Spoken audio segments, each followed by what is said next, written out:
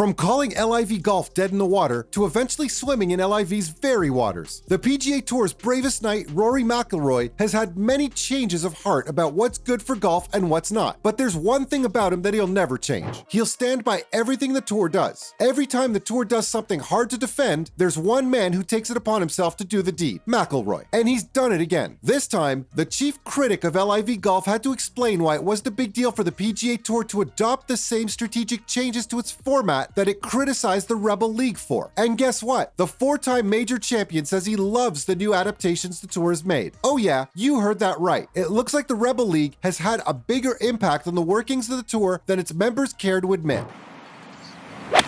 DeChambeau's second on the way from 183 yards.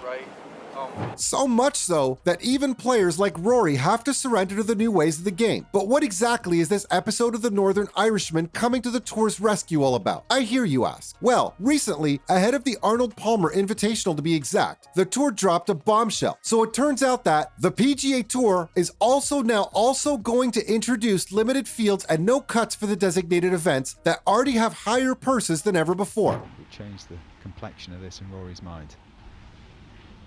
Yeah, spot on next, right in the middle. And there he is, he's back on top by 2. This no-cut system is dangerously close to utter blasphemy when it comes to traditional golf, because the traditional game is all about the players having the danger of missing the cut. Even the stars miss the cut at times. Having a limited field of around 70 to 78 players, where every player has a guaranteed 72-hole run, doesn't really align with the Tour's rules of merit, or what now looks like the Tour's former rules of merit-based play. And for this very reason, the PGA Tour and those loyal to it were slamming the Saudi-backed league the whole past year. The way they saw it, the Rebel League was destroying golf by taking away all the challenging parts. And of course, when it comes to slamming LIV golf, 2 players come to mind, McIlroy and Tiger Woods. The Northern Irishman was throwing jabs at the defectors for choosing to downgrade to bad golf for good money. And Woods thought that the no-cut gameplay was taking away the incentive to practice and to go earn it in the dirt. And you might have forgotten all of this. Now it's 6 here.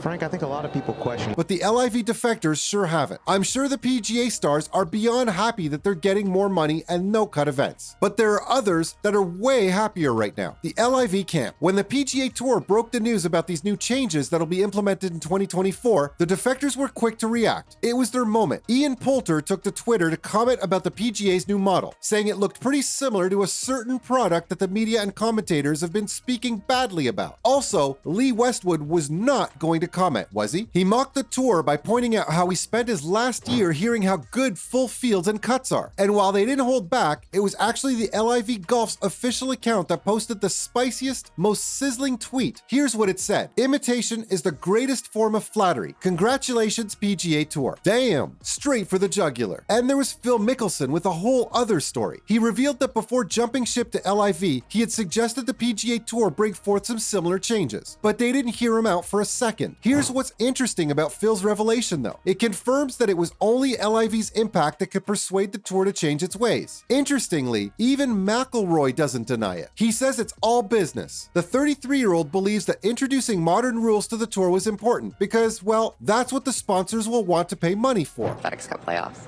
Well, it just feels like a quick cash grab for those guys, which again, like if that's what the motivation is, then I don't fault anybody for doing that. According to him, the sponsors want the stars on the field for 4 days, and a limited field with no cuts provides just that. Now, while this is sound reasoning, no doubt, the reason he's under fire from the PGA's critics is that this is what Greg Norman was saying about his product too. But now, McIlroy says that no-cut tournaments were something LIV invented. There were the PGA World Championships and the CJ Cup. So yeah, to him, the new changes aren't a big deal. They're just bringing in more of something that already existed within the PGA Tour. And the Tour Commissioner Jay Monahan also thinks the new spin to the designated events will be a positive thing. He believes it'll be exciting for the fans to see the stars play in these tournaments. And while the irony of all this is incredible, there's a bigger problem neither McIlroy nor Monahan is thinking about. I'm focused on the PGA Tour and what we can do to continue to grow our business. And they're going about things trying to accomplish what they're trying to accomplish. It's only good news for the stars. The four-time major champion was of the view that LIV's structure was designed to pay heavy money to only a few stars, which of course was a bad thing according to him, something the tour wouldn't dream of doing. Now, it's as if this same strategy is being applied to the PGA Tour. And while this might not be a big deal for the big names, the lower-ranked players are concerned. Take Ryan Armour, for example. 213 yards, all over water, over a grandstand. So I think we're looking at like 5 wood actually. He's ranked 318th in the world, and he said that the limited fields will make the lower-ranked players feel left out. See, there are no concrete plans as of yet, but still, chances are that these limited fields would include only the top 70 ranked players. So yeah, you can see what Ryan's worried about. What makes it worse is that these designated events are also lucrative. There's big money here. The rest of the events don't have high purses, so this basically means that the same group of players will get the opportunity to compete for heavy pools of money over and over again. They've signed multi-million-dollar contracts. They're playing for a lot of money.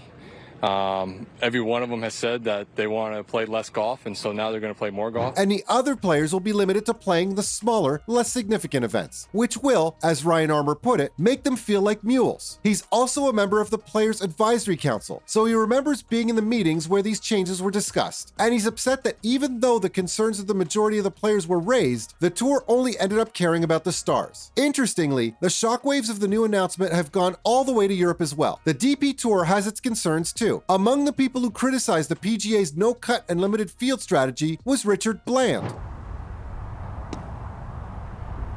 on, round you come. Good shot. Though he's long defected to the Rebel League, he still cares about his former circuit, the DP Tour. Bland brought up an interesting aspect of the new changes. The limited fields will mean that the 10 European players who get to participate each year after qualifying for the PGA Tour cards will no longer be able to come to play at these designated events. And it's true, there's hardly any room for the Europeans in the designated events now. Bland accused the Tour of not caring about the strategic alliance between the two circuits. But McIlroy, of course, thinks it had to be done. The four-time major champion believes that the Europeans are more comfortable in their own landscape anyway. And before everything else, the tour must care about its members and its product. Or as he said, it is what it is. And while Rory has been successful in defending the irony of PGA's actions, there's something even he can't deny.